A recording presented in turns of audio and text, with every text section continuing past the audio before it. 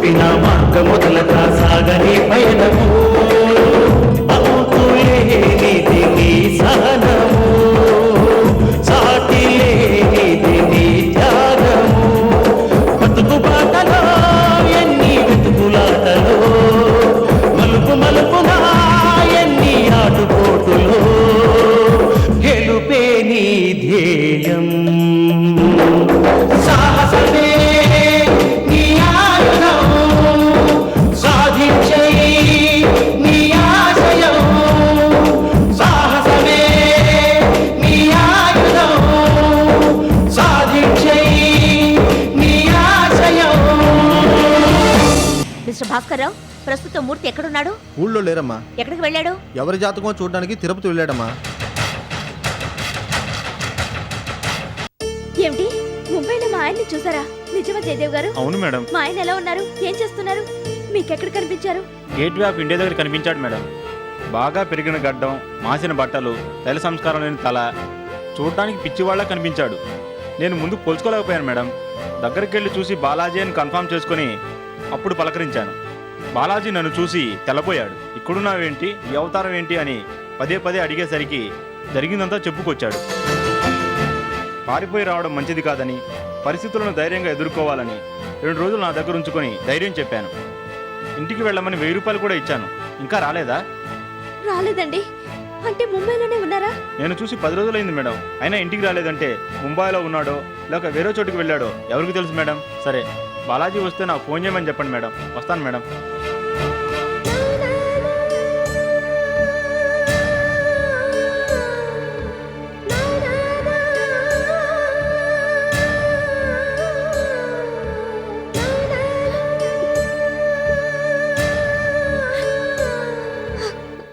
Madam, madam, madam, నువ్వెందుకు ఇక్కడికి వచ్చా? మా బాస్ ఫోన్ చేస్తుంటే మీరు ఫోన్ కట్ చేస్తున్నారట.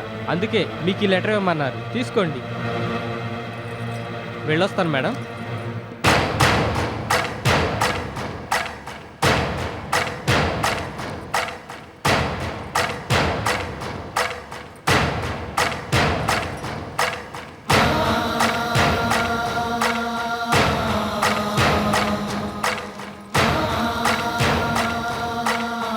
మా జయమాల్ని నేను ఫోన్ చేయడం, నువ్వు కట్ చేయడం.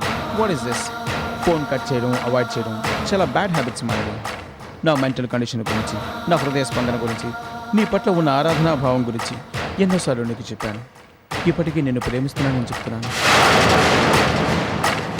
ఫోన్ చేస్తే కట్ చేస్తున్నావు.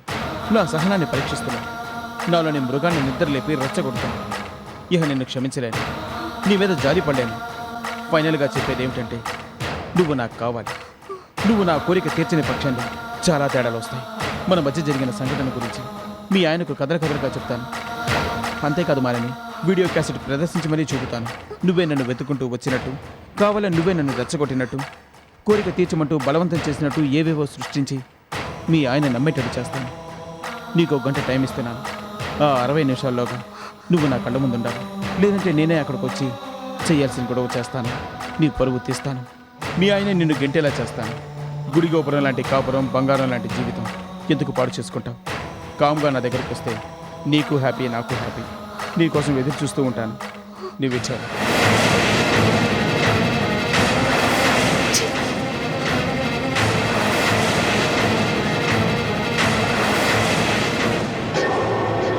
గుడి గోపురం లాంటి కాపురం, బంగారం లాంటి జీవితం ఎందుకు పాడు చేసుకుంటాం? గుడి గోపురం లాంటి కాపురం, బంగారం లాంటి జీవితం ఎందుకు పాడు చేసుకుంటాం?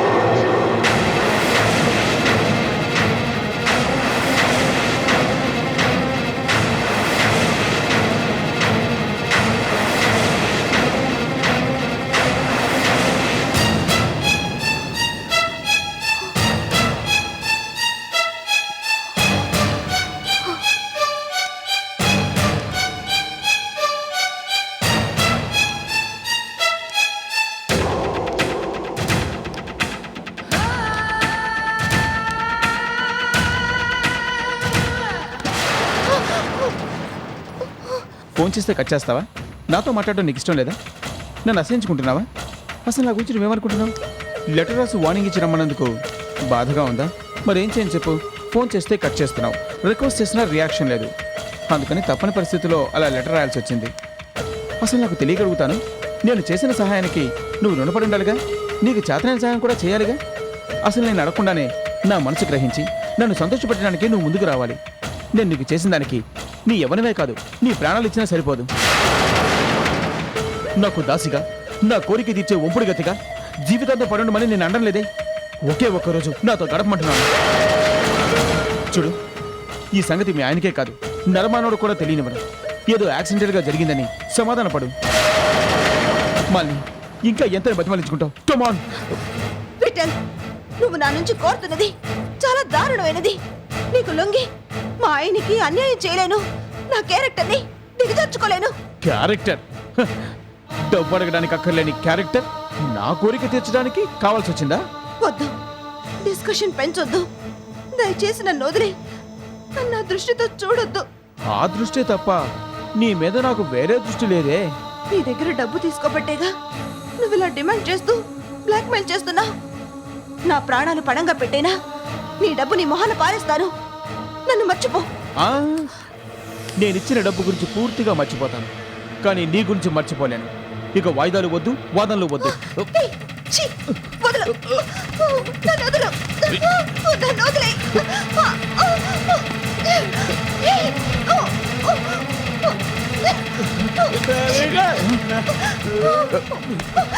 వెళ్ళు, వెళ్ళరా, వెళ్ళమని చెప్తున్నా, వెళ్ళు. వెళ్ళరా, నిన్ను వెళ్ళరా, రేయ్.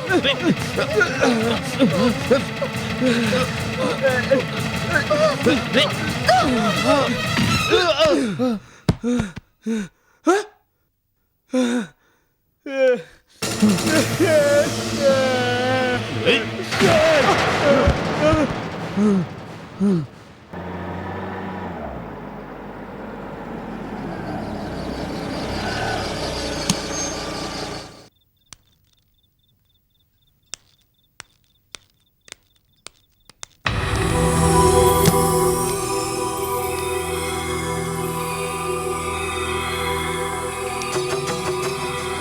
అనిత, లైట్ కూడా వేసుకోకుండా అలా చీకట్లో కూర్చున్నావేంటి? దాపరిచిన అరిష్టాలు చాలా అన్నట్టు నట్టింట్లో లైట్ లేకుండా కూర్చుంటావా? నీకు బుద్ధి లేదు?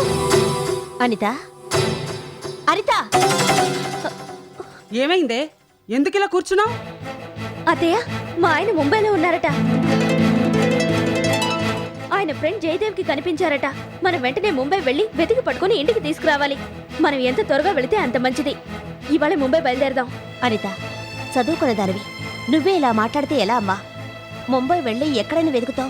ఎంతకాలమైన వెతుకుతాం? అడ్రస్ లేకుండా ఎలా పట్టుకోగలం? ముంబై అంటే పల్లెటూరా, జనారణ్యం. మాకు తెలుసులే అత్తయ్య. ముంబైలో మీకు తెలిసిన వాళ్ళు ఉన్నారుగా, వాళ్ళ హెల్ప్ తీసుకుని వెతుకుదాం. అది కరెక్టే అనుకో. కనీసం 2-3 వెళ్ళాలి. వారం 10 రోజులన్నా అక్కడ ఉండాలి. రోజుకి వేలకు వేలు ఖర్చు అవుతుందమ్మా. అయితే అవుతుంది. ఖర్చు అవుతుందని వెతకడం మానుకుంటావా? వెతకడం మానుకుందామని అనడం లేదమ్మా. ఇక్కడ పరిస్థితులే అంత బాగోలేదు. ఏ క్షణాన ఏ ప్రమాదం ముంచుకొస్తుందో తెలియకుండా ఉంది. గార్మెంట్ ఫ్యాక్టరీ పరిస్థితి ఏం బాగాలేదు. ఈ టైంలో వెళ్ళడం అంత మంచిది కాదమ్మా. తిరుపతి నుంచి మీ నాన్నగారు వచ్చాక విషయం చెప్పి ముంబై పంపిద్దాం. అత్తయ్య, మా ఆయనకన్నా మీకు ఫ్యాక్టరీ ముఖ్యమా? బాధ, ప్రేమ, అభిమానాలు, కొడుకు ఇల్లు వదిలిపెట్టి వెళ్ళిపోయాడనే దిగులు ఏమీ లేవా? అనిత, నీ బాధను నేను అర్థం చేసుకోగలను. ఇప్పుడున్న పరిస్థితుల్లో మనం ఇల్లు కదలడానికి వీలేదమ్మా. అవకాశం దొరికిందే చాలు ఫ్యాక్టరీని తన్నుకుపోవడానికి కావలసినంత మంది గద్దల్లా కాసుకుని కూర్చున్నారు. అందుకని ముంబై ప్రయాణం వాయిదా వేయమంటున్నారు. అంతేకాని బాలాజీ మీద ప్రేమ లేక కాదు. చేతిలో డబ్బు లేకపోతే వాడంతటా వాడే తిరిగొస్తాడమ్మా. పైగా తన గురించి వెతకొద్దని లెటర్లో మరీ మరీ రాశాడుగా. వాడంతటా వాడే రావాలి గాని మనం వెతికి ప్రయోజనం లేదమ్మా. అవునమ్మా. అలా అని వెతకడం మానుకుంటావా? అసలు తప్పంతా మాదే. బావగారులిద్దరూ బయటికి వెళ్ళినట్టు మేము కూడా బయటికి వెళ్ళిపోయి ఉంటే మాకు ఈ పాటలు ఉండేవి కావుగా. మేము ఇక్కడ ఉండడం చాలా లోకమైపోయింది. అనిత, నేను చెప్పేది కాస్త అర్థం చేసుకోమ్మా. ఏంటి అర్థం చేసుకునేది? మీకు డబ్బు పిచ్చి పట్టుకుంది. అసలు మీలాంటి అంతగాని ఎక్కడ చూడలేదు.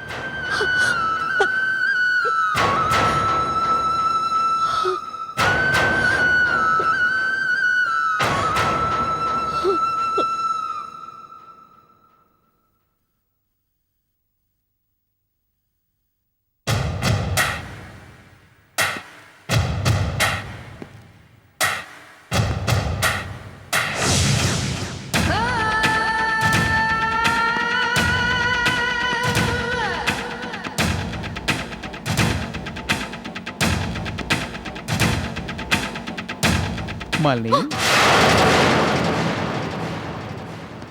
ఈ లోకంలో లేనట్టున్నావు. కొంపదీసి ఊహాలోకంలో ఉన్నావా? మనిద్దరి కాంబినేషన్ గురించి ఊహించుకుంటున్నావా? ఇలా ఇంటికొచ్చానో లేదో వెనకే తయారయ్యాడు వెధవా అని నన్ను తిట్టుకుంటున్నావు మాలిని. ఆ సుందరగాని రాకుండా ఉంటే ఒక మహా అద్భుతం జరుగుండేది. ఒక మధురానుభూతి నాలో శాశ్వతంగా మిగిలిపోయేది. నేను ఇలా రావాల్సిన అవసరం ఉండేది కాదు.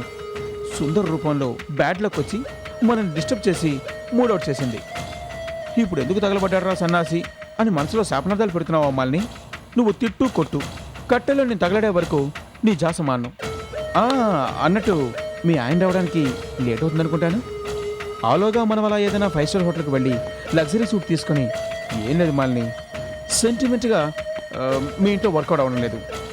వాస్తు ప్రకారం మా ఇంట్లో నా కోరిక తీరడం లేదు. ఎప్పుడు ఏదో అడ్డంకి వస్తూనే ఉంది. ప్లీజ్ విఠల్, ఇక నుంచి నా జోలికి రాకు. నా మీద జాలి చూపించు మాలిని. ప్లీజ్ విఠల్, నన్ను మర్చిపో. నో, అలా ఎప్పుడు అనొద్దు. నిన్ను నేను మర్చిపోవడమా? అది జరిగే పని కాదు. మళ్ళీ వెళ్దా రా మళ్ళీ. నేను ఎక్కడికి రాను.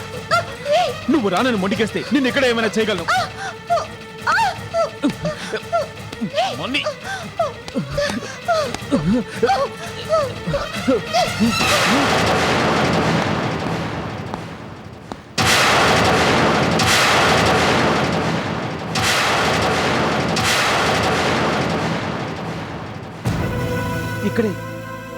ఇక్కడే నొప్పిగా ఉంది. ఏంటి వినోద్ గారు అలా నిలబడిపోయారు? ఇది మీ ఇల్లే, ఏదో పరాయి వాళ్ళ ఇంటికి వచ్చినట్టు అలా మొహమాట పడతారే. అసలు ఏం జరిగిందంటే, వద్దు, మీరేం చెప్పక్కర్లేదు. అది మీ సభ్యతా సంస్కారం, గొప్ప మనసుకు నిదర్శనం. కానీ చెప్పాల్సిన అవసరం నాకుంది. మీరు లేని టైంలో నేను మీ ఆవిడ చేతులు పట్టుకుని ఉండడం చూడటానికి చాలా తప్పుగా ఉంటుంది. దాన్ని నేను క్లారిఫై చేయాలి. అంతే కదా మాలిని గారు? ఏం లేదు వినోద్ గారు, మీరున్నారో లేదో చూసి వెళదామని ఫ్రెండ్లీ విజిట్గా మీ ఇంటికి వచ్చాను. మీ మెయిన్ డోర్ దాటుతుంటే కాల్ స్లిప్ అయి పడ్డాను. ఆ పడ్డంలో ఈ లెఫ్ట్ హ్యాండ్తో ఆనుకున్నాను. దాంతో ఈ చేయి బెనికింది. మణికట్టు దగ్గర అప్పటికప్పుడే వాచి చెప్పలేని పెయిన్ మొదలైంది. ఆ బాధ తట్టుకోలేక ఫస్ట్ ఎయిడ్ చేయమంటూ మీ మిస్సెస్ గారిని రిక్వెస్ట్ చేశాను. మాలిని గారు కూడా గొప్ప మనసుతో హెల్ప్ చేశారు. అంతలో మీరు వచ్చారు. సారీ వినోద్ గారు, దీన్ని మీరేం తప్పుగా అనుకోకండి. భలేవారే, ఈ మాత్రం దానికి తప్పుగా అనుకోవడం దేనికండి? ఇలాంటి సంఘటనలు జరగడం చాలా సహజం. ఆహా, జోహార్ వినోద్ గారు, జోహార్. మీ స్పోర్టినెస్కి జోహార్. ఏంటి సార్ మీరు మాట్లాడేది? ఇప్పుడు ఏం జరిగిందని? పొగిడి నన్ను అనవసరంగా పెద్దవాడిని చేయకండి. మీరు మాకు చేసిన సహాయం ముందు మా ఆవిడ మీకు చేసిన హెల్ప్ ఒక లెక్క. థ్యాంక్ యూ వినోద్ గారు. నా మీద మీకున్న అభిమానానికి మెనీ థ్యాంక్స్. వస్తాను మాలిని గారు. మాలిని, హెడేక్గా ఉంది, స్ట్రాంగ్ కాఫీ తీసుకురా.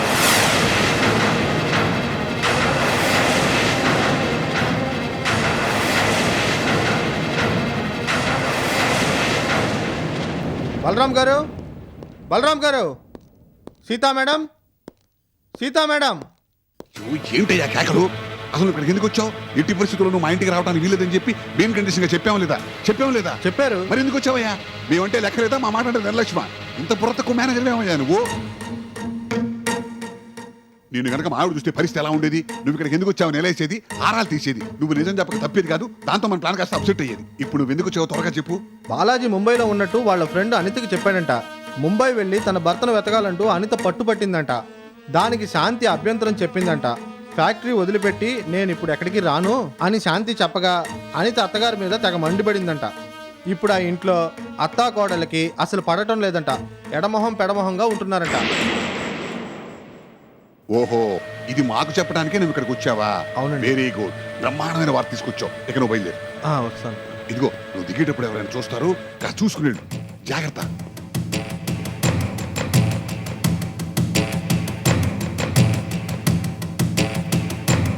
ఏంటమ్ముడు సీత, ఏంటి ఆలోచిస్తున్నావు? నాన్న, కథ ఇప్పుడు చిన్న మలుపు తిరగబోతోంది. తిప్పమ్మా, గాజు తిప్పు. గాజుతో పాటు కథను కూడా మలుపు తిప్పు. లక్ష్మీ గార్మెంట్స్ మన చేతికి రావాలంటే అనితను మనం గుప్పెట్లో పెట్టుకుని అనిత ద్వారా మూర్తి దగ్గరున్న షేర్స్ మనం కొట్టేయాలి. బాలాజీ విషయమై అనితతో మాట్లాడి ఏదో విధంగా అనితను ఒప్పించి గార్మెంట్స్ బిజినెస్ మనం దక్కించుకోవాలి. దక్కించుకునేందుకు సరైన ఛాన్స్ వచ్చింది.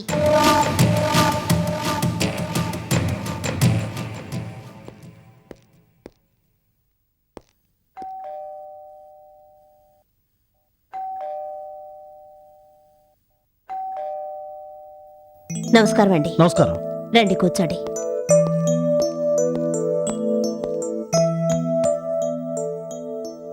ఏదైనా పని మీద వచ్చారా? బాలాజీ చేసిన దాని గురించి ఇలా రావాల్సి వచ్చింది మేడం. లక్ష్మీ గార్మెంట్స్ మీద బాలాజీ లోన్ తీసుకున్నాడు. అది మీకు తెలిసే ఉంటుందనుకోండి. ఇంతవరకు ఒక్క వాయిదా కూడా సక్రమంగా చెల్లించలేదు. ఎన్నోసార్లు హెచ్చరించాను. పర్సనల్గా ప్రత్యేకంగా చెప్పి చూశాను. ఎన్నో నోటీసులు కూడా ఇచ్చాం. కానీ బాలాజీ నుంచి రెస్పాన్స్ లేదు. ఈ మధ్య లక్ష్మీ గార్మెంట్స్ మేనేజింగ్ బాధ్యతలు మీరు చేపట్టారని తెలిసింది. మీరు తప్పక పే చేస్తారనే నమ్మకంతోనే మీకు ఏ నోటీసులు పంపించలేదు. కానీ మీరు కూడా పట్టించుకోలేదు. ఇప్పటికే చాలా ఆలస్యమైంది. పూర్తిగా కాకపోయినా కనీసం 3వ వంతైనా తక్షణం చెల్లించాలి. లేకపోతే యాక్షన్ తీసుకోక తప్పదు. ధర్మారావు గారి మీద ఉన్న గౌరవం కొద్దీ ఇంతకాలం ఓపిక పట్టాం. ఇక మా వల్ల కాదు. డిలే చేస్తే మీకే నష్టం. దయచేసి ఏదో విధంగా క్లియర్ చేయడానికి ట్రై చేయండి. వస్తాను మేడం.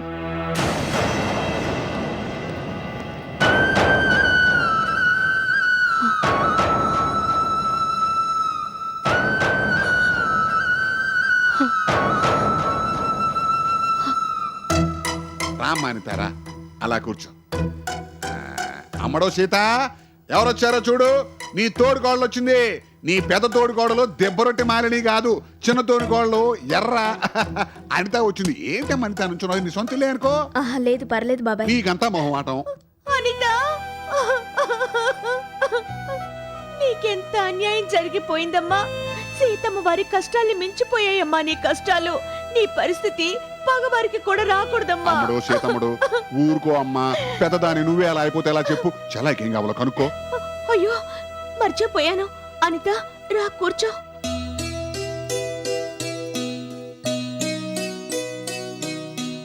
ఏం తీసుకుంటా? ఏమొద్దక్క, ఇంతకు ముందే టిఫిన్ చేసి వచ్చాను. అడబాల వంశానికి తొలి వారసుడు అది నీ కొడుకు ఎలా ఉన్నాడమ్మా? ఏదో ఉన్నాడు. అంతేలే, ఆ కొంపలో ఆడి గురించి పట్టించుకునేది ఎవడు? ఎవడి గోల వాడిది. అనిత, నిన్ను చూస్తుంటే నాకు జాలేస్తోంది. సీత, ఈ పనికి మాలిన కబుర్లు ఎందుకు చెప్పు. అనిత మీద జాలి చూపిస్తూ తన బాధ నెట్టింపు చేస్తావా? అసలు ఈ పరిస్థితికి కారణం ఎవరంటావు? ఇంకెవరు? మా అత్తగారు శాంతి.